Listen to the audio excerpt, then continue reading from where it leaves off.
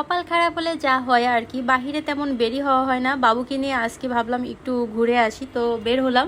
তো এসে দেখি রাস্তায় অনেক বড় একটা জ্যাম লেগে গেছে। বড় বাজার থেকে পৌর মার্কেট পর্যন্ত অনেক বড় একটা জ্যাম। আর জ্যামের মধ্যে গাড়িতে বসে থাকতে প্রচণ্ড গরম লাগছিল, যে পরিমাণে গরম পড়ছে। তো মনে হচ্ছিল যে ঢাকা শহরের মধ্যে আছি, এক পা গাড়ি এগোচ্ছে তো এক পা পিছাচ্ছে, আর জ্যামের মধ্যে তো আটকাই আছে। তো কোনো মতে জ্যাম ট্যাম ঠেলে বাজারে এসে পৌঁছায়। এরপরে এসে আমার জন্য একটু জুতা দেখলাম, জুতাগুলো বেশ ভালোই লেগে গেল, তো একটা এর মধ্যে থেকে নিয়েই নিলাম। তো আমি খুব কনফিউজড হয়ে যাই কোনটা নিব, সবগুলো পরে পরে দেখছিলাম কোনটা ভালো লাগে আর কি। আর একা একা গিয়েছিলাম, একদমই বুঝতে পারতেছিলাম না যে কোনটা নিব। এরপরে জুতা কেনার পরে বাবুকে নিয়ে বড় মাঠে গিয়ে একটু বসি, বাবুকে চকলেট চিপস এগুলো একটু কিনে দেই।